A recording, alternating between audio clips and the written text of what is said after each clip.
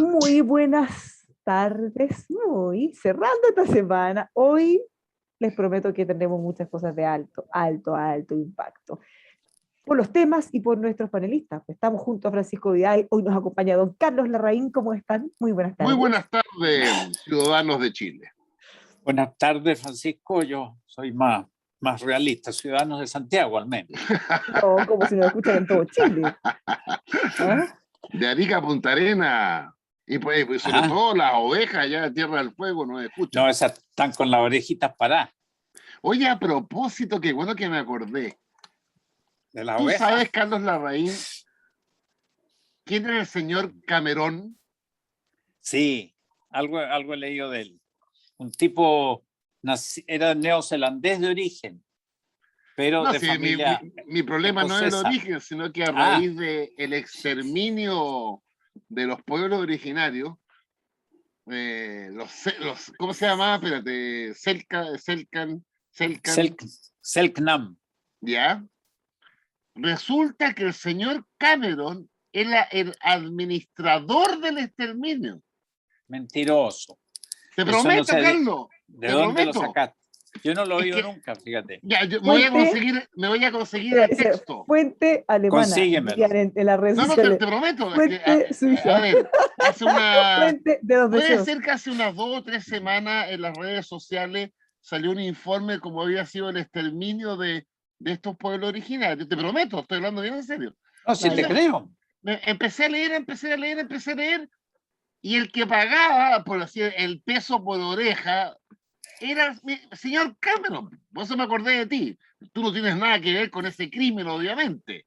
Pero Espero que no me lo cuelgues, pues ya. No. Pero ya me han colgado bastantes cosas. Como la estancia tuya lleva, creo que se llama Cameron, ¿no? Cameron. Lleva el nombre de él. ¿Ves tú? Te voy a averiguar, te prometo, te lo voy a mandar. Averígame, pero no me calzan las fechas, porque el asunto de los casos en que mataron indígenas fueron más bien de fines del 19 y muy al comienzo del 20.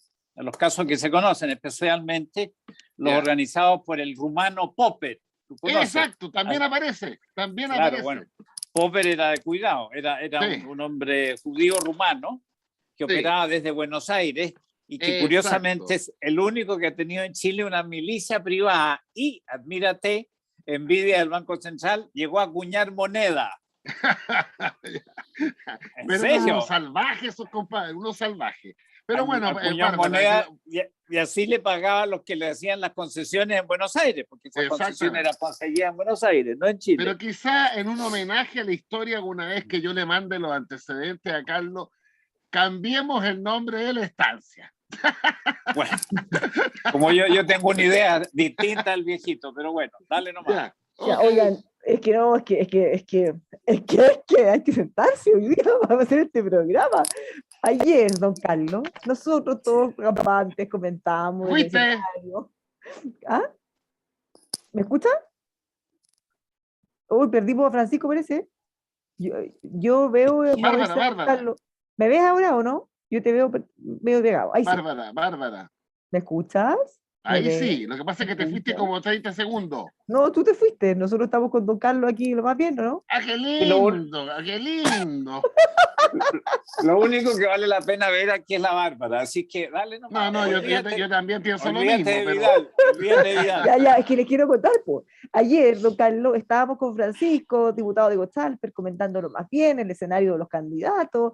Yo les conté que había conversado incluso con el entonces candidato inscrito Diego Ancalao, de la lista del pueblo, y que había planteado su inquietud respecto a las firmas porque el CERVEL lo había bajado algunas horas para que la gente pudiera patrocinarlo, etcétera.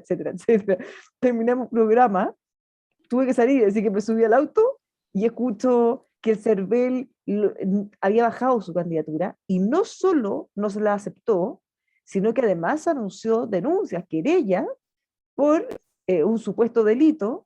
No, el delito existe, lo que pasa es que supuestamente lo que se le acusa a él o a quienes fueran responsables es que aparte importante de las firmas que presentaron, fíjense que estaban validadas ante notario, en una notaría con un notario que falleció hace más de un año. ¿Qué tal? No, Esto es un delito y lo van a denunciar a él o a los responsables. Agrégale, Bárbara, que el notario había dejado su oficio en el 2018. Sí. Don Patricio Saldívar Maquena, que era una bellísima persona, por lo demás, hijo de otro notario, que era el otro caballero Saldívar, que era un macanudo. Bueno, el caballero Saldívar mantenía una escuela gratuita en Maipú, todos los años en que fue notario. Bueno, el pobre Patricio Saldívar dejó el oficio el año 18, bien enfermo, y resultó que resucitó el año 21, fíjate. Sí, es como una cosa bíblica esta. Resucitó el año 21, salió del ataúd y se puso a autorizar las firmas de Ancalao. ¿Ah? O sea, sentado en el ataúd, como decía la caricatura del Mercurio hoy día, era muy divertida. Aparecía el notario sentado en el ataúd autorizando firmas, pero no eran una que otra, eran 23.000. Oye, pero bien impactante. A ver, yo tengo varias lecturas de esto. Yo creo que tenemos que legislar en Chile para que las candidaturas presidenciales, los requisitos, no basten una firma con clave única. No me preguntéis cuál es la alternativa, pero no puede ser. Tiene que haber algo más sólido detrás de cada candidato. Y yo me atrevería a agregarle, Francisco, que sea más estricto, más alto. O sea, porque una persona para ser presidente de la República va a necesitar millones de votos.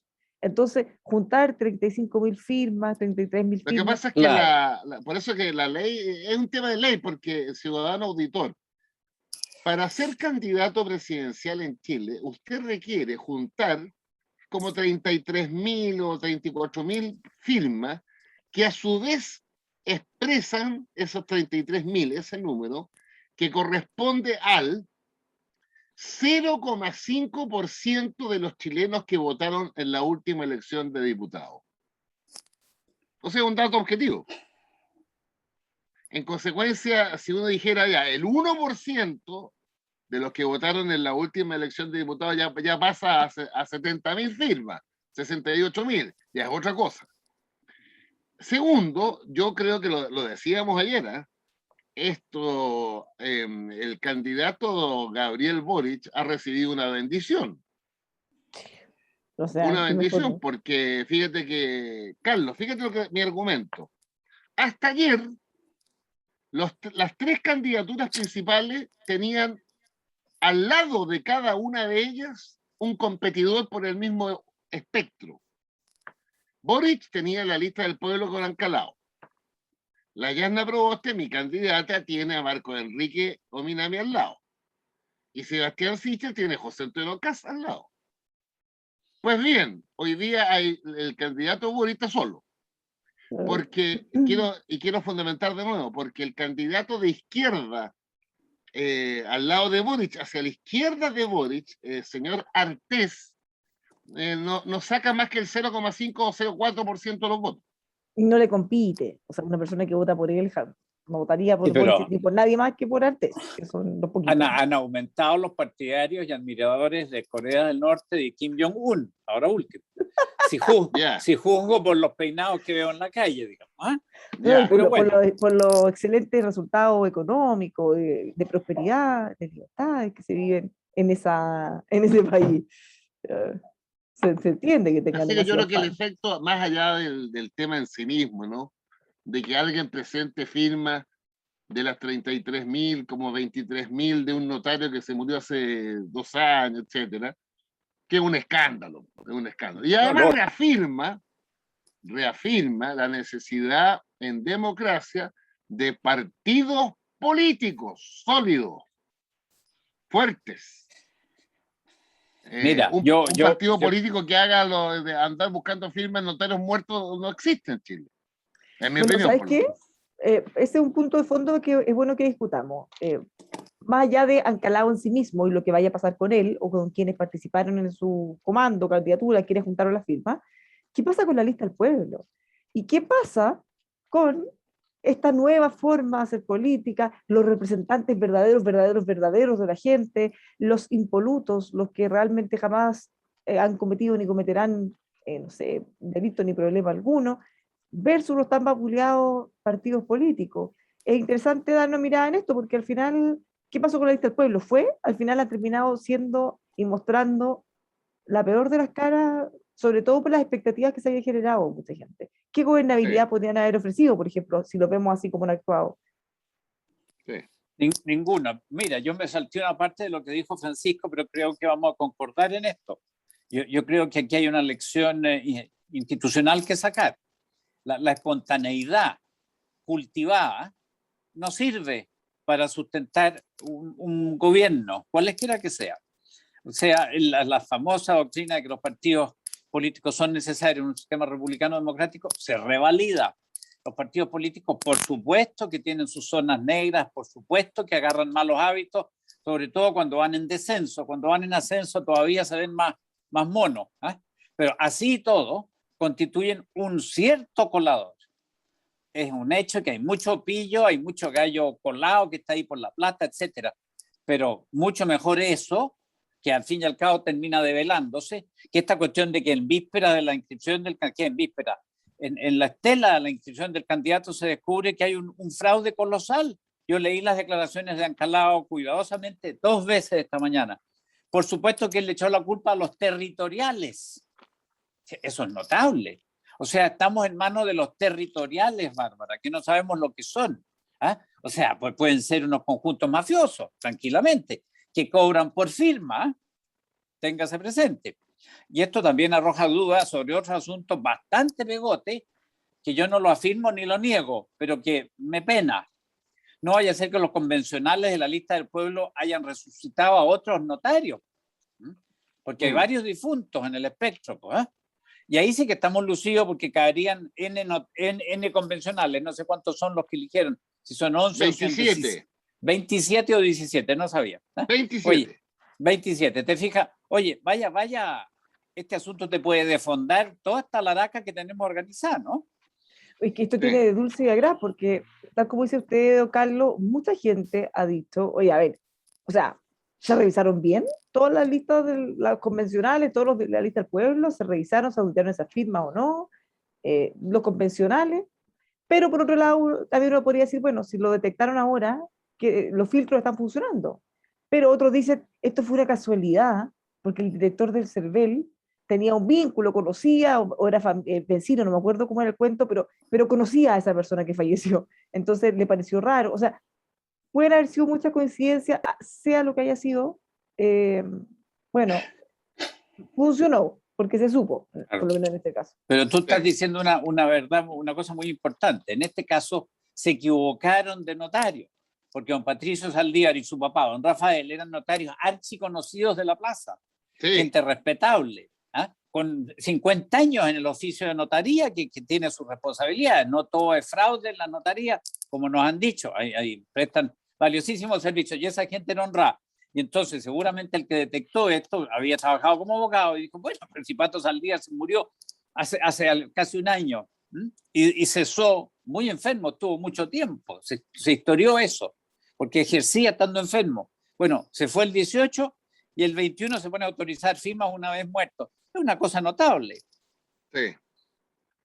Como de película de terror. Claro, porque al final termina, desde el punto de vista de la ciudadanía, esta es una cosa interesante, demostrando que estos grupos espontáneos, refundacionales, representantes únicos de la soberanía popular, bueno, no son tales, ¿ya? Sí. Hay que dejarlos participar, que compitan, dieron una gran demostración en la Convención Constituyente, pero fíjate que de los 27 convencionales elegidos en la lista del pueblo, creo que hay 8 o 9 que ya se han retirado. Sí, pues, por distintas razones. De ese bloque, por distintas razones. Oye, pero ¿sabes qué? Mira, ya para cerrar la lista del pueblo, ya habían tenido los problemas perdón, con los convencionales que se estaban saliendo. Ya habían tenido los problemas cuando uno de sus voceros justificó las agresiones, ¿se acuerdan? Las agresiones al diputado Boric por ir a la cárcel porque se las merecía.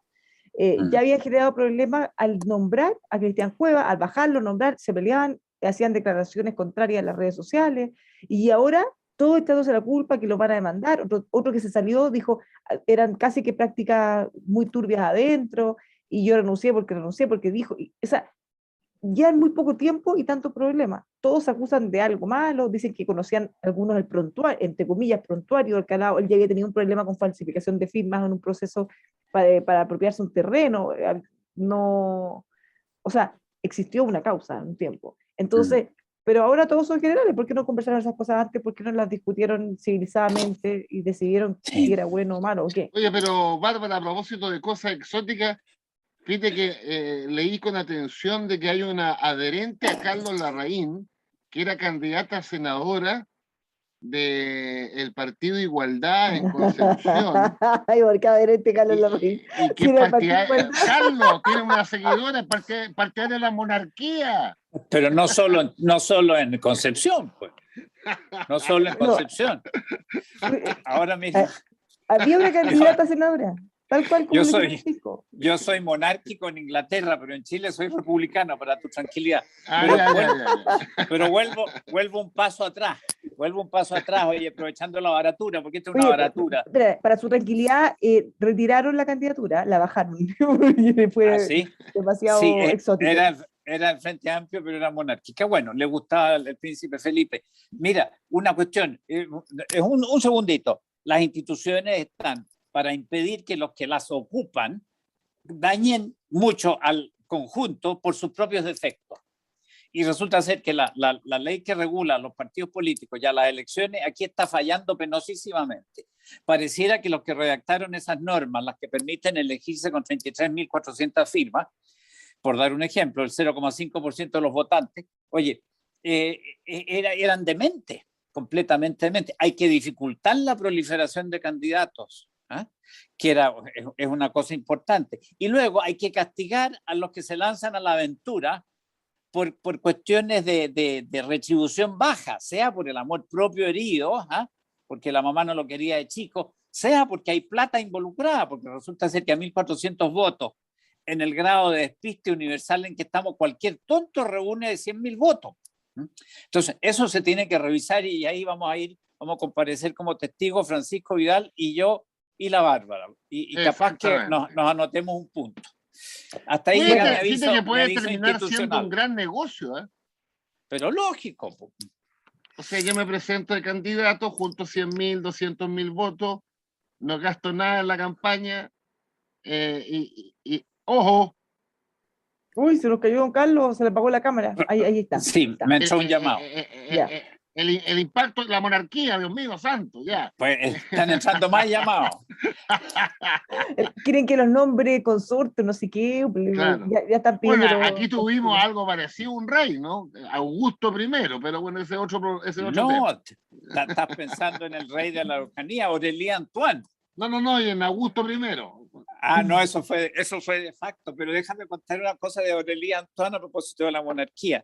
Yo conocí un caso de un señor que se trasladó a Bretaña, en el este de Francia, para visitar al descendiente de Aurelien Antoine I, Tournant, de apellido Tournant.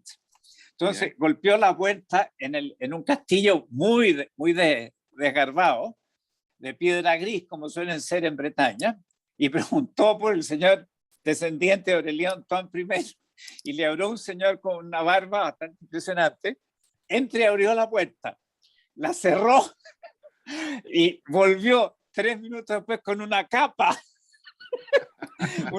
en la espalda para dignificar su rol. Bueno, hasta ahí llega mi paréntesis monárquico. A propósito de capa. El cuento es verdadero, pero es que me acordé de otro personaje de capa, pero bueno, así es la vida. Oye, bueno, la noticia está incompleta, porque comentamos la mitad, que fue la historia de Ancalao, pero no fue el único candidato perrito que se le vino a la lista. Vamos a empezar a cantar. Yo tenía 9 perritos, o candidatos en este caso. De los 8 que quedaban, otro ya militaba en un partido y se quedó sin su cupo de candidato porque no puede ser independiente si estuvo militando en otro partido. Estoy el partido de la gente. Candidato Gino Lorenzini, que le bajaron su candidatura pero eso también ayuda a Parisi, Nosotros hablamos de eso ayer. Dijimos que tenía que ser. Ayuda a Parisi porque al final ese mundo que representa a Parisi y Lorenzini que yo creo que culturalmente gente más de derecha, desideologizada, despartidizada, bueno, es mejor tener un candidato que dos, Pero para que no se repartan ellos estuvieron juntos, como que Sí, estaban haciendo... se pelearon ellos. Claro, que Pero quizás oye, ellos pero a quisieron levantar un propósito, movimiento y los dos ser candidatos presidenciales y no, pues si hay espacio para claro, uno nomás. pero a propósito de pelea, le quiero preguntar al expresidente de Renovación Nacional, ¿qué pasa en este partido? Que leí ayer distintas crónicas, ayer y hoy día por lo demás, de una gran diferencia y debate en la Comisión Política por la nominación de candidatos. ¿Estás informado, Carlos, de esto? Carlos, Mira, es que Diego Talper Francisco, todos sí. los días dice, ¿hasta cuándo, habiendo tantos partidos, nos agarran solo nosotros? Bueno, yo fíjate que iba a decir lo mismo. Yo me río, me sonrío, que es la mejor de las risas, porque esta preocupación de Francisco viene después de la guerra civil sin cuartel que han tenido en la izquierda, donde no quedó títere con cabeza. Como Francisco no es títere, todavía la conserva, pero la cantidad de muertos que ha habido al otro lado es verdaderamente sensacional. No, lo que ha pasado en Renovación Nacional, por lo que yo alcanzo a vislumbrar, se sumaron dos cosas. Que uno, Francisco Chaguán y su equipo recibieron la dirección del partido hace apenas 8 semanas. Y entonces, claro, es difícil rearmar un asunto cuando se fueron los otros y dejaron algunas amarritas hechas.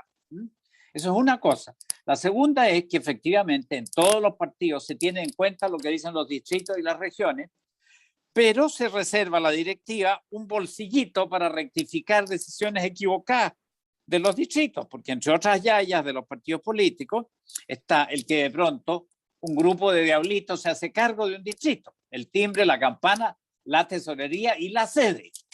Y yo creo que Francisco habrá visto algo de eso en su larga vida partidaria. Sobre todo la campana. La campanita, muy importante, muy entretenido, pues imagínate, de ser un caballero muy fome y sin nada que hacer, tú pasas a ser un tipo importante. Y eso es lo central, me parece a mí. Creo que además el hecho que el PRI haya decidido llevar al señor Velázquez ciertamente no es una buena idea, ¿no? Porque, bueno, pero el PRI es el PRI y Renovación Nacional es Renovación Nacional. Sí.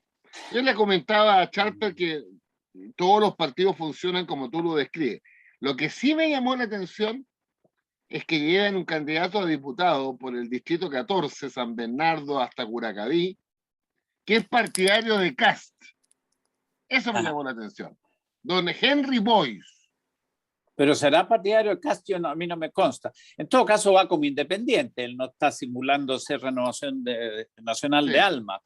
Yo le preguntaba a Charper qué van a hacer si la paloma de Mr. Henry Boyce va con Kast la foto y no con Sichel. Mira, lo que se sabe es que Henry Boyce es un tipo muy empeñoso en las campañas, obtuvo un buen resultado en Las Condes, y si hubiera querido sumarse a una lista en lugar de ir como bola guacha, capaz que hubiera sido convencional. Sí. Ahora, otro punto de discordia fue llevar a doña Carmen Ibáñez como carta de la renovación política por el distrito número 7. Claro. Pero bueno, y eso le llamó la atención, incluso Desbordes lo reparó, sobre todo Desbordes, el que más ha comentado sobre eso. Bueno, nos vamos a la pausa. Muy bien. Los temas, idas y venidas de Renovación Nacional. ¿Cómo estará el PPD? ¿Y nos podrías contar también, Francisco, cómo está el Tranquilito. Nunca pasa nada en el PPD, si están en estado cataléptico o agónico, no sé bien cuál. Bueno, al lado de la lista del pueblo debe estar tranquilito. No, estamos estamos pensionados nosotros, ya salimos de la UTI. Ya nos vamos a la pausa con Te Pillé. Que agosto no lo pille desprevenido. Contrate su tranquilidad en tepille.cl. Los únicos que no graban robos los evitan. ¿Sabía que más de 55.000 chilenos ya han confiado su protección a Tepillé? No sea usted la próxima víctima. Contrate su tranquilidad en tepille.cl.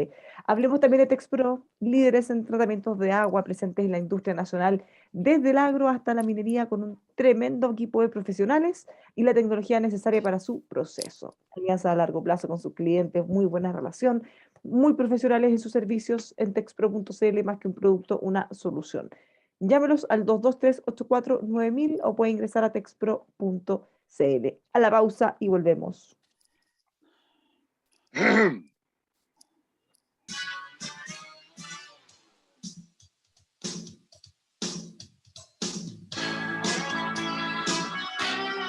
Me da risa porque todos los días salen por algo, efectivamente en la segunda o en todos los medios.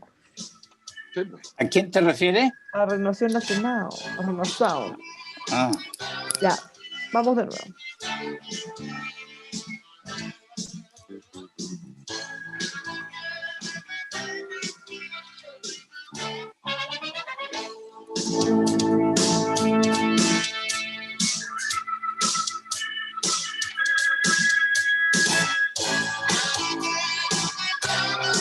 Estamos de vuelta, seguimos haciendo Polos Opuestos, día viernes 27 de agosto, cerrando una nueva semana, último viernes de agosto, junto a don Carlos Larraín, Francisco Vidal. Bueno, estuvimos comentando en profundidad lo que ocurrió con algunas candidaturas presidenciales que no llegaron a destino. Un reportaje ayer, para cambiarlos de tema, de Chilevisión, mostró nuevos antecedentes, reuniones del fiscal nacional Jorge Abbott con senadores, una cita secreta en el pasado también con el senador Jorge Pizarro, en medio de todas las investigaciones, y bueno, y ya saben, los frenos de las investigaciones de casos de financiamiento irregular de la política y las campañas. ¿Qué tal? A ver, no tenía idea. Describe más. No, esto, más reuniones, o sea, básicamente esas reuniones que reconoció incluso el mismo Abbott con el senador Pizarro, ellos, no sé si bajaron el perfil en la palabra, pero en el fondo diciendo que se reunieron, temas varios, lo que sea, pero no vinculado a los casos que se estaban investigando de los políticos. Pero, sí, pero el fiscal tiene derecho a conversar con todo el mundo. Obvio, porque ¿cuál es la noticia? Que no fueron reuniones informadas. Reuniones secretas. Ya. El momento en que estaban investigando. Y había causas pendientes de investigación. ¿Pero son reuniones de ahora o hace 3 años atrás? No, hace tiempo. Del pasado. Ya. Sí. Cuando la cosa estaba calentita. Bueno, el fiscal Abbott pues sabe mucho de reuniones clandestinas porque era del MAPU obrero campesino. Tiene su tufí la pólvora, esa institución. Pero bueno, en fin, estamos acostumbrados a tantas cosas. Pero a propósito de la pólvora, oye, yo creo que hay algo que aplaudir, buscándole el lado bueno a las cosas. Sentenciaron a una banda que tiene el nombre más raro, traficantes, los Murdos. No sé si ustedes leyeron la noticia. A ver. Yo la leí en detalle, pero no les voy a dar los detalles porque no los retuve. Lo que sí es que había un trajín de drogas de la Gran Madonna entre Santiago y Biobío. Ya. Y entre los intervinientes había, naturalmente, algunos hermanos bolivianos que algo saben de este negocio, y había 2 ciudadanos que se llamaban Stalin, de nombre de pila. Pila no es la palabra porque, bueno, Stalin, ustedes saben, era un nom de guerre, como decimos en París, un seudónimo, y creo que Stalin quiere decir yunque. Bueno, pero había dos... ¿Stalin o Salin? No, Stalin. Stalin es acero en ruso. Acero. Bueno, yo creí que era yunque. Pero ahí está. Entonces pillaron finalmente a los Murdos hace ya casi 2 años, y ayer los condenaron y los dejaron fuera de circuito, lo cual es una bendición. Pero esa gente, oye, traficaba mucho volumen, mucho dinero, dejaba muchos muertos en el camino, y tenían unos nombres, casi todos tenían nombres extranjeros, las Janete, las Caroline con Y. Es la transformación de nuestro país hoy en un país anglosajón por la vía de los nombres de pila. Sí. Y eso creo yo que es bueno porque ya salieron de circuito y los tribunales se atrevieron con estos gallos, cosa que en otros países a veces hasta los jueces se chupan. Sí. Bueno, yo quiero agregarles otra noticia de naturaleza distinta, ciudadanos auditores. Se hizo la encuesta anual de presupuestos familiares. Y fíjense, hay 2 cifras que son muy relevantes. El sueldo promedio en Chile es de 635.000 pesos. O sea, si usted pesca todos los sueldos en Chile y los divide por los 8 millones que son la fuerza de trabajo, da 635.000 pesos. Pero eso no basta, hay que irse a la segunda cifra, que se llama la mediana, es decir, ¿dónde está exactamente la mitad? Y la mitad está en 420.000 pesos, que es un incremento con respecto al año pasado, donde la mediana estaba en 401.000 pesos. Pero para que usted tenga una noción, en Chile la mitad de la fuerza de trabajo, que está alcanzando los 8 millones y fracción, tiene un sueldo de igual o inferior a 420.000 pesos. Y esto lo vinculo con la discusión que se está teniendo sobre el ingreso familiar de emergencia. Que hoy día viene una interesante noticia en que hay 16 millones de chilenos que lo están recibiendo, 7.200.000 hogares lo están recibiendo, y si uno distribuye en esos 16 millones de chilenos, ¿cuánto está recibiendo mensual cada chileno por este instrumento? Son 140.000 pesos. Y esto me lo digo entonces, cuando tú tienes una mediana de ingreso de 420 y estás recibiendo casi un tercio de ese ingreso mediano en el ingreso familiar de emergencia, va a ser muy, pero muy difícil transitar desde el ingreso familiar de emergencia a otro tipo de incentivo, particularmente el empleo. Porque cuando uno tiene sueldos bajos, en promedio en Chile y en la mediana, una ayuda del orden de 140.000 pesos por persona es muy significativa. Ya, pero tú dices, Francisco, entonces que independiente de que la gente encuentre trabajo, van a tener que seguir estos programas de ayuda para siempre. No, me expresé mal. No, lo que te quiero decir es que cuando los sueldos son tan bajos, a partir de 420 la mediana, cualquier ayuda es significativa, pero si la ayuda por persona es de 140.000 y fracción, o sea, estás hablando de que la ayuda equivale más o menos a un tercio de tu sueldo. Entonces, esa es una situación que es muy difícil de desmontar, porque al final esa persona, que estoy usando como ejemplo en la mediana, no está recibiendo 420.000, está recibiendo 560.000. Sí. ¿Me explico? Yo te entiendo. Yeah. Lo que estás diciendo tú es que esta situación de ser transitoria, muchos querrían que pasara a ser permanente, porque efectivamente el IFES significa una fracción importante de su ingreso.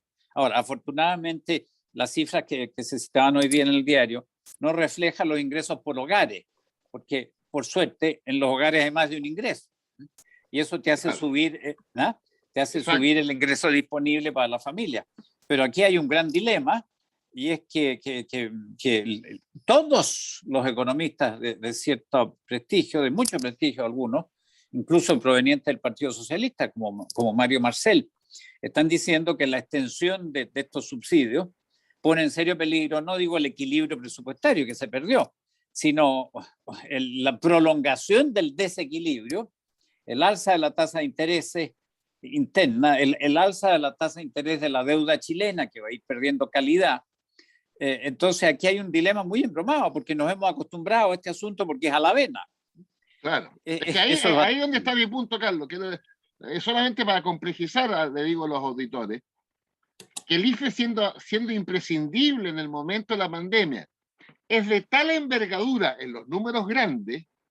Pues, yo creo que esta es la primera vez en la historia de Chile que una ayuda monetaria al bolsillo le llega a 16 millones de chilenos y somos 19, ¿ya? Sí. El volumen es enorme, entonces la transición de cómo ir bajando esa cifra no va a ser fácil. A eso me refiero yo. No va a ser fácil para ningún gobierno, ciertamente no para este, y tampoco va a ser para el que viene. Ahora, suscribo una cosa que dijo. Me preocupa esto porque es un tema estructural, o sea, estos sueldos no es que estén bajos ahora, no es que ahora estén peor que lo normalmente. Entonces, eso quiere decir que todos estos programas de ayuda que fueron de transición solo mientras estaba la pandemia tendrían que dejarlos para siempre, o sea, que no hay ninguna posibilidad de sostener una cosa como esta. No hay cómo. No, oye, hay dos datos más, Bárbara. Y es que los deciles de menores ingresos han visto encogida su participación en la torta sustancialmente respecto de los deciles de mayores ingresos. Curiosamente, perdona Carlos, esa es otra noticia muy interesante que viene hoy día. Exactamente, a eso me quería referir. Los deciles de mayores ingresos han visto estos aumentados más o menos un 18%. Y los de la otra punta los han visto encogidos en un 4 o 5, no me acuerdo. Sí. ¿Y esto por qué? Porque los ingresos, las remuneraciones más bajas se pagan por servicios más prescindibles. Y eso se está notando en que, en fin, por ejemplo, en el turismo, si es que la combinación de factores aquí en Chile ha sido verdaderamente perversa, una cuestión de locos, ¿no? Primero la revuelta de los inútiles y subversivos, y después la dichosa epidemia que nos tiró al piso. Ahora, yo suscribo una afirmación de uno de los economistas entendidos que citaban el otro día, de que el gobierno de Piñera le dio con focalizar al comienzo. Error que incluso un tonto ignorante como yo vislumbraba, porque la verdad de las cosas es que hablar de focalización en un país que se siente casi en el 87% de clase media, y que tiene un ingreso medio familiar no tan despreciable, bueno, en ese momento, al inicio no debió focalizarse, y resulta ser que ahora a la cola del proceso, cuando hay muchos indicadores que indican una cierta recuperación, les ha dado con no focalizar. Entonces el gasto es al revés. Es al revés, Carl, tienes toda la razón. Sí, bueno, de eso no, está tal cual como lo dijo. Se debió universalizar al principio y focalizar al final. Sí, pues eso es lo que quise decir. Claro, lo dijo bien. De hecho, lo conversamos con Oscar Landerreche hace unos días, que al principio, y lo comentamos aquí, al principio, cuando había que llegar rápido, con ayudas, bueno, el riesgo era mejor llegar a más que a menos, porque se necesitaba mucho. Y ahí había que universalizar.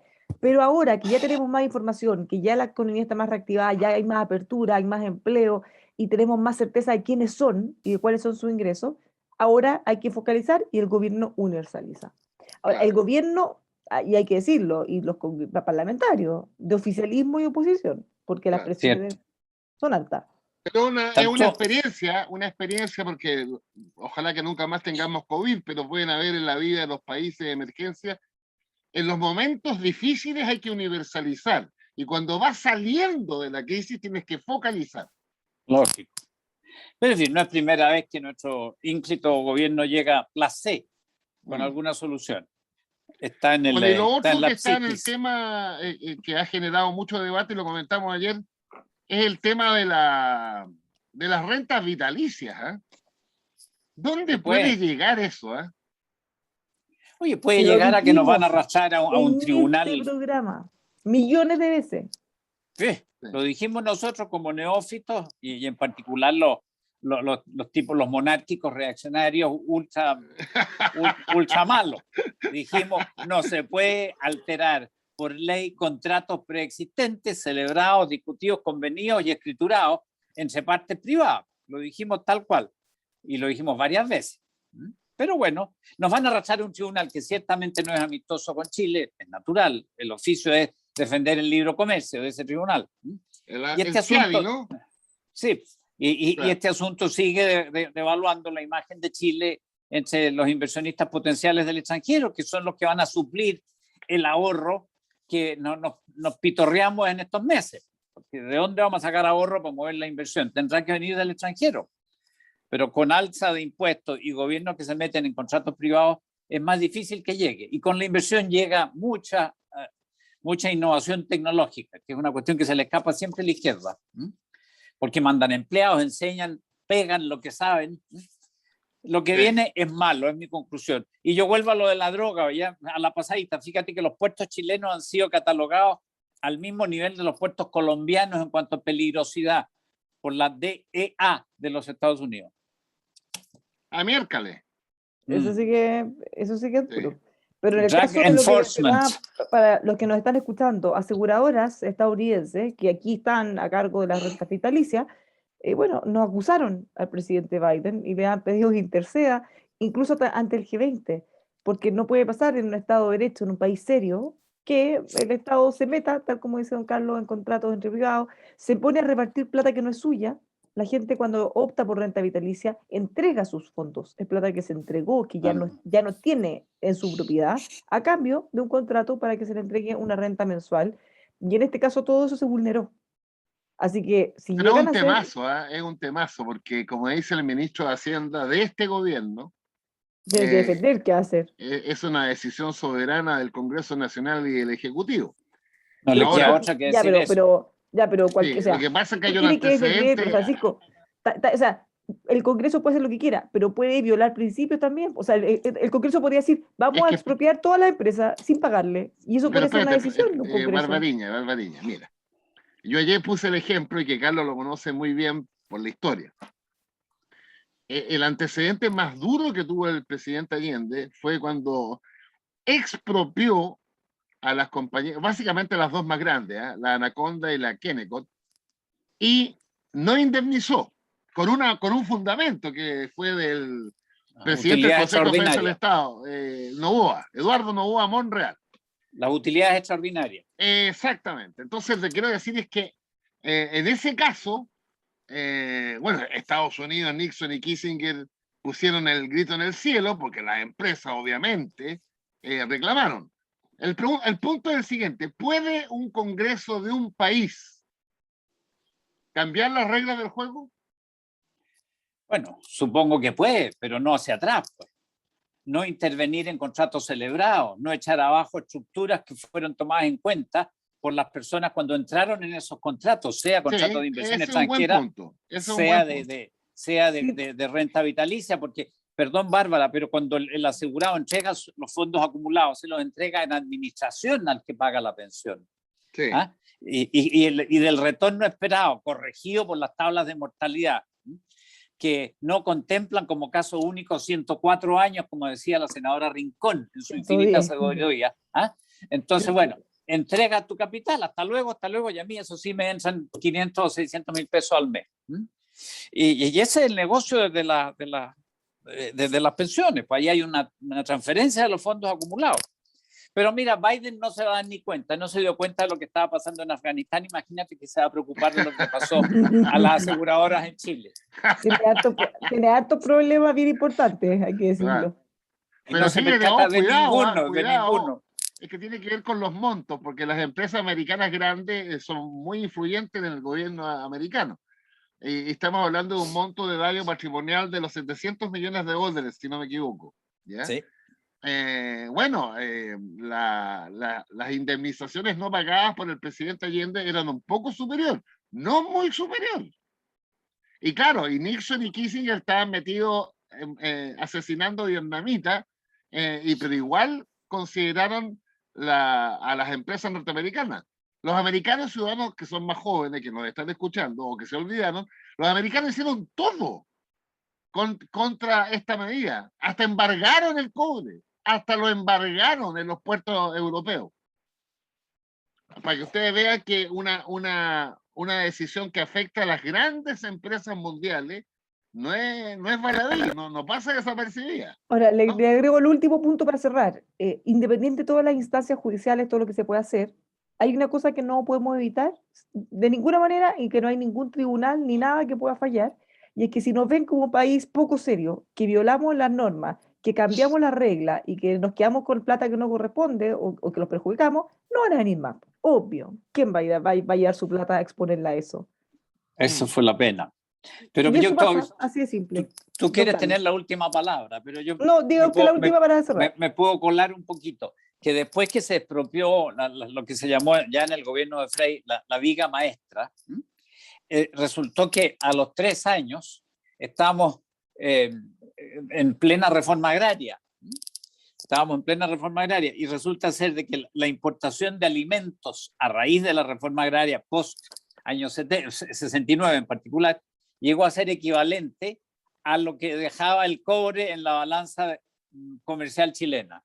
Importábamos tantas cuestiones en comida como cobre exportábamos. Así que, bueno. De lo cual tú deduces que la reforma agraria fue una equivocación. Una burrada absoluta.